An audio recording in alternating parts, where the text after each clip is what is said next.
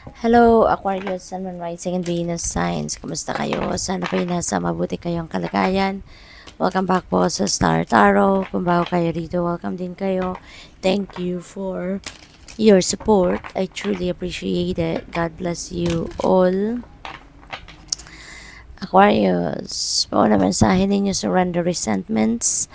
Holding on to resentments only poisons you.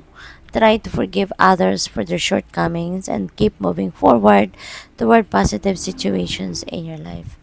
Kasi nga, no, kung meron pa tayong mga resentment sa dibdib natin, yun din na nagpipigil sa atin para mag-move on, para magsimula ng bagong buhay, nagpipigil sa atin para magkaroon tayo ng maluwag na pakiramdam, no? Kasi kung meron tayong mga resentments, pwedeng maramdaman natin lagi tayong galit, naiinis, lagi pa rin nakakaalala sa kung ano mga nagdulot ng resentments na yan, yung ganon. Kaya in order for you to move on with your life, in order for you to focus on the positives, tanggalin na. Mas magandang tanggalin na, surrender na yung mga resentments na yan. What else? We have surrender your attachment to results. The formula for success is to do all you can. Okay? The formula for success is to do all you can to make things happen, then let go of the results. Holding on too tightly to a desired outcome can sabotage it. Ayan. So, maaring ang iba din sa inyo dito, Aquarius, masyadong attached doon sa kung ano yung gusto ninyong maging outcome ng iyong mga ginagawa, no, or ng iyong sitwasyon.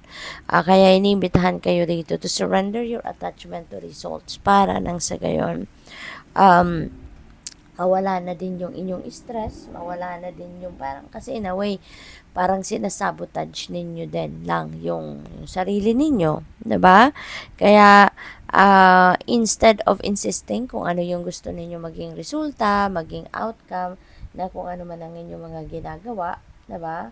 Rather than doing that, i-release mo na lang yon, no? And allow the destiny to unfold organically, 'di ba? Kasi mas makikita mo doon, mas mapapansin mo na things will fall into its right places, at saka isa pa, mawawalan kayo ng stress, isa pa, mapapansin nyo din na kay gaan, no? Magaan lang yung flow ng mga bagay-bagay. So, tignan natin kung ano pa ang mga mensahe ninyo for the month of July. We have Ace of Wands. Napakaganda. Ace of Wands is a new beginning energy. So, ibig sabihin dito na may mga blessing, no? Na paparating rito. At ang mga blessing na to, maaaring bagong career, di ba? Mga bagong trabaho, maaaring meron dito mga bagong hobbies na gagawin kayo or madidiscover kayo, yung mga ganun ba. So, this is going to be an exciting one kasi kung ano man itong gagawin ninyo, you're gonna make it grow, no? Parang, maaari kasi na kung ano man ito, this is where your passion is. No? Maaring masaya kayo dito, gusto ninyo tong sitwasyon na to, yung ganon. We have 9 of Wands. Ayan, never give up, no? Never give up.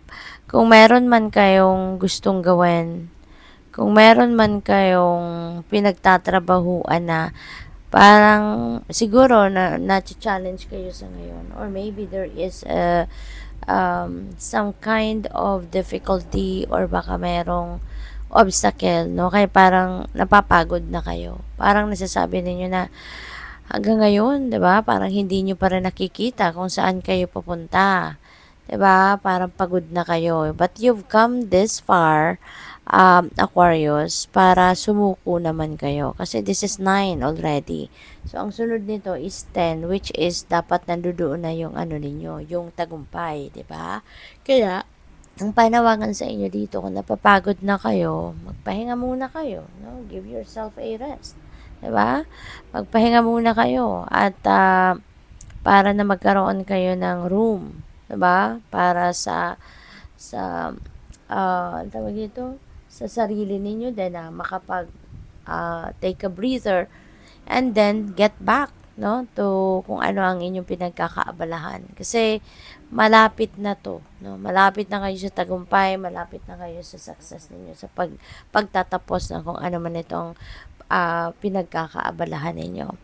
Six of Cups, there is a pagbabalik, no? There is coming home, coming back sa kung saan kayo nanggaling, saan kayo lumaki, saan kayo pinanganak, saan kayo nag-aral. May pagbabalik kayo sa mga ganong lugar, you know? This is also a homecoming kasi pwedeng namimiss nyo na talaga yung inyong pamilya. Namimiss nyo na yung inyong person, yung mga anak ninyo, kung meron, or magulang, or yung lugar mismo, namimiss ninyo, no? Parang ganon. So, there is travel na pwedeng maganap dito for some of you. Meron din ditong pagbabalik, no? Sa inyo naman, baka meron ditong baka meron kayong mamimit, no, sa pag-uwi ninyo ito. Baka meron kayong mamit na ex-jowa ninyo at baka ma-excite at muling magpakita ng intensyon na bumalik sa buhay ninyo, or baka yan ay long lost friend ninyo, yung ganon na gustong bumalik din, maging parte rin ng buhay ninyo. We have Hierophant. Ayan. So, baka magsisimula kayong mag-aaral because Hierophant is also about education, expanding your knowledge, expanding your learnings, yung ganon. So, baka ang iba sa inyo dito gustong mag-aral muli, no? Parang ganon. Pwede rin ang iba sa inyo rito is seeking for mentor, seeking for life coach, seeking for counselor, for spiritual guide, yung mga ganon, no? Baka maghihingi kayo ng advice, maghihingi kayo ng opinion. Justice, you're getting what you deserve. At ang maganda rin dito, balanse, no? Magiging balanse ng muli ang buhay ninyo. You are going to prepare your stuff dito, no? Na maging maayos muli. Aayusin ninyo yung buhay ninyo. Maybe you will be thinking of what your priorities are, yung mga ganon. So, what else? We have Six of Swords. Ayan. So, merong travel, no? Si Six of Cups, may travel din ito. Six of Swords, meron din travel energy ito. Si Six of Swords naman, this is moving on energy, no? So, meron kayong tatalikuran ng sitwasyon dito, tao, mga ganon, or sitwasyon. Iiwanan nyo na to because this is not serving your highest good anymore. Maaaring toxic situation na to or toxic person na iiwanan ninyo, or something or someone na very unhealthy na ang epekto sa buhay ninyo. Kaya you're going to decide na enough na to, no? It's time for you to move on. So, good luck. Thank you for watching Love and Light. Namaste.